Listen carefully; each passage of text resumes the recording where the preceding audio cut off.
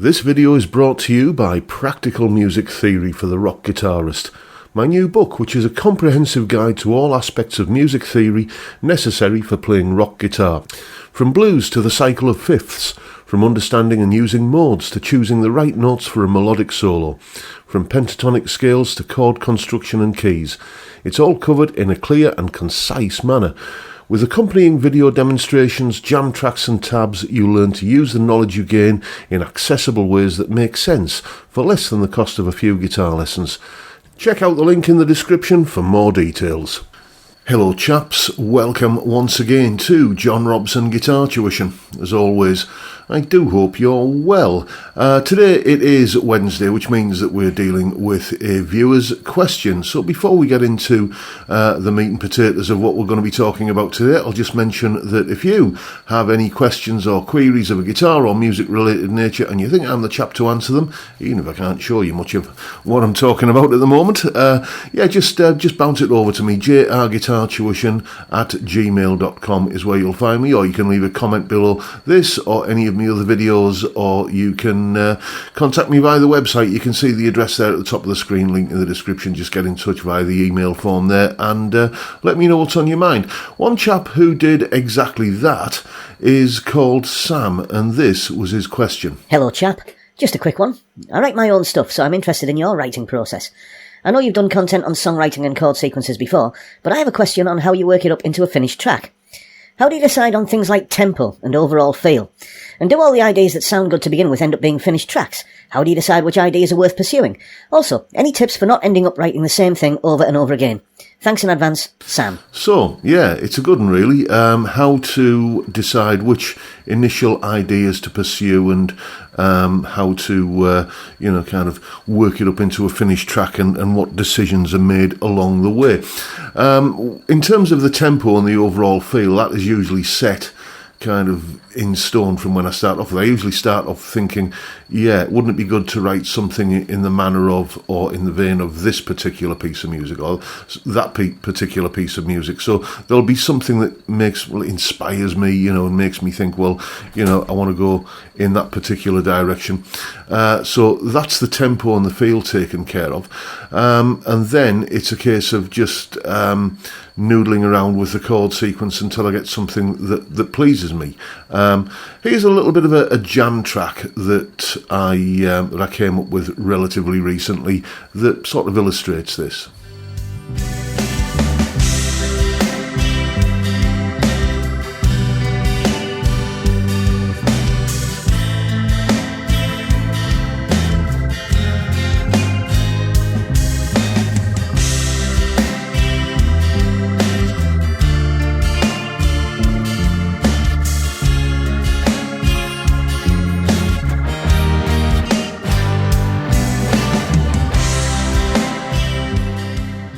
Now that chord sequence started out life just being a few strummed chords on the guitar, and just kind of thinking, is that going to work with a full arrangement? There's a kind of halfway house that you can do between just strumming some chords on the guitar and having a finished track. You can sort of mock it up a little bit, and I use a bit of software called Chord Pulse.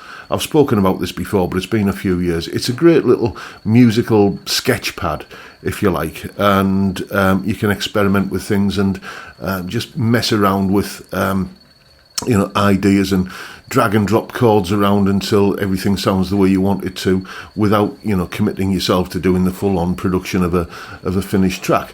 Here's a little bit of an explanation on and a demonstration of how I use that kind of thing. Here is the explanation. Right, so this little bit of software here, it's called, as you can see, Chord Pulse.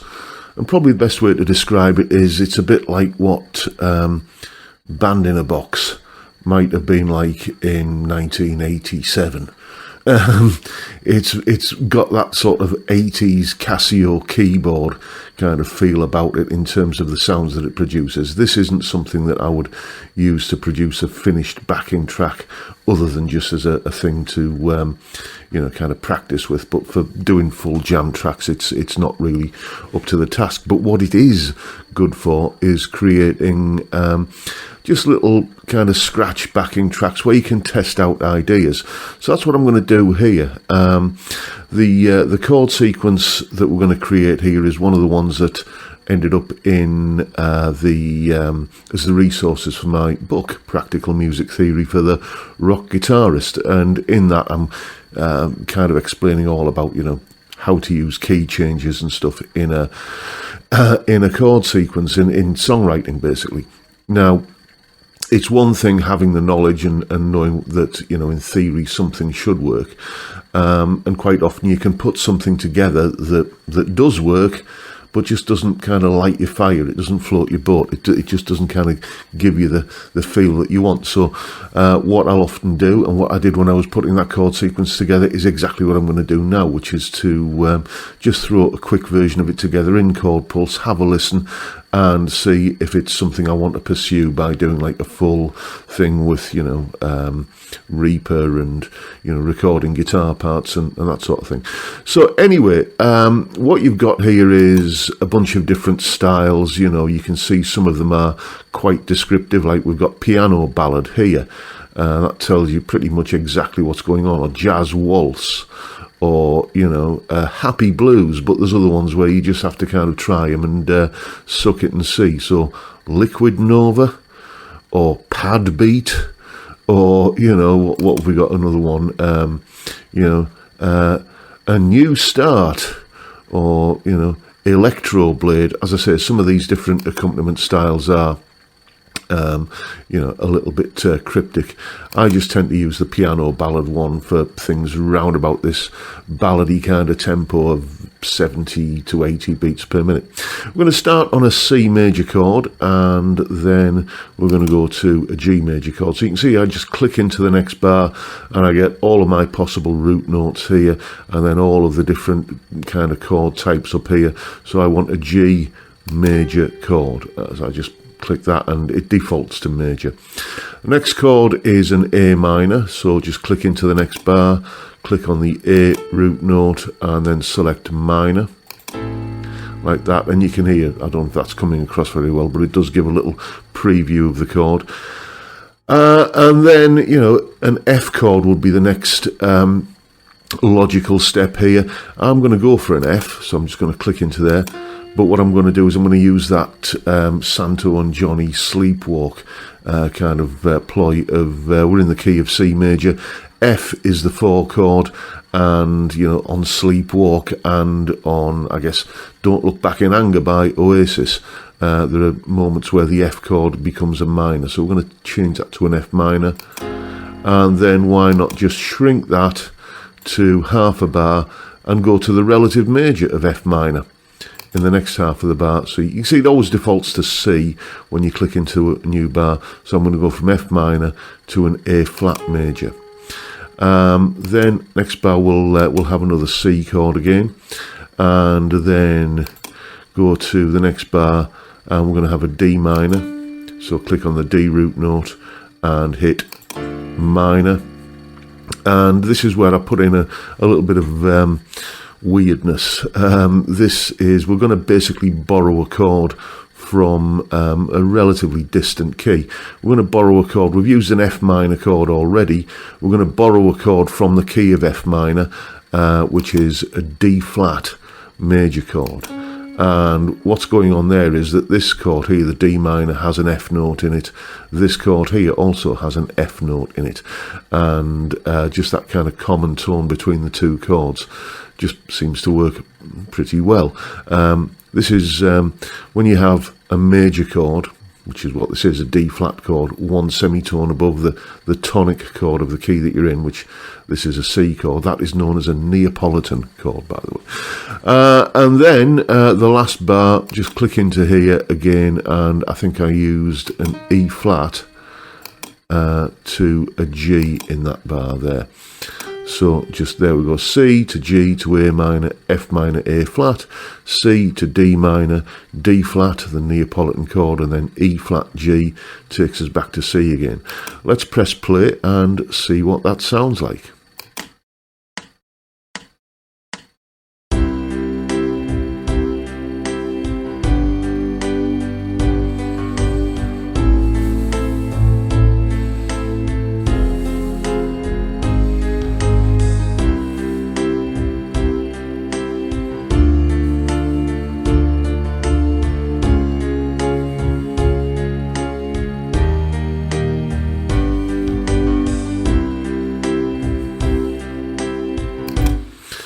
So, I think that works pretty well. That was, when I was doing that jam track, this is how I tested it out, and this is how I basically put it together, just as a test thing. Just for a bit of fun now, let's go from the piano ballad and see what other styles we've got in here. Let's try something that I have no idea what it sounds like. Let's go into Submerge. What does that sound like? We can see the tempo's changed to 130 beats per minute, and now that sounds like this.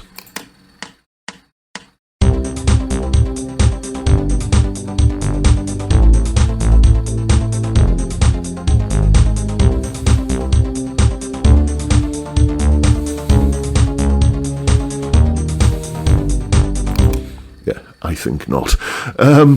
But there you go. That is how I test out musical ideas, just to see if it's worth doing before I start programming drum loops and all that kind of stuff to work it up into a fully finished thing. And the other advantage that doing this is, well, as you can see at the moment, I can't play the guitar. The other advantage is that if you pick up a guitar and start trying to write songs, which is a good way of doing it, I'm not denigrating that, but there is the temptation to always fall back into your favourite licks and riffs and chord changes and everything, and possibly kind of going over old ground yet again. If you have the liberation of just being able to make music without picking up your favourite instrument, then there's a better chance that you might discover something that you wouldn't ordinarily have, kind of put together or stumbled across just while you're going through your usual muscle memory, comfort zone kind of moves on your guitar. So there you go. Now you know what to do. Go away and have some fun with it. So there you have it. Obviously, I'll put that little explanation there and the finished jam track for you to play over, and maybe some guidance on how to navigate playing over such chord changes and such like up on Patreon. All that will be up on my Patreon page as usual. There's the address, link in the description. $3 a month gets you access to all of these additional resources that go along with these YouTube videos. And a massive, massive thank you to everyone who supports me in that, or any of the other ways, all of which are down below in the description. Also down there, I'll put a link to the download for Chord Pulse. It works on Windows only, I'm afraid. So if you're a Mac kind of person, then you're not going to be able to run it. But I'm guessing most people are using Windows. It's the majority of people do, and it's a great little cheap resource. As I say, about 25 quid, that you can just map things out and, as I say, use it as a little musical sketch pad. But there you go. That is the video for today, folks. Hope you found it useful and informative and in some way helpful. And if that's the case, please hit the subscribe button and the notification bell if you haven't already done so. Why not drop me a like as well while you're at it? Don't forget the live stream every Friday, 5 PM UK time, where we drink beer and talk about music and guitars. What a great way to kick off the weekend. I'd love to see you there if you can make it. But for now, I'll bid you all a good day and say thank you so much for watching. Thank you for your time. Look after yourselves, folks. Stay well, stay safe, and above all, stay sane. Bye for now.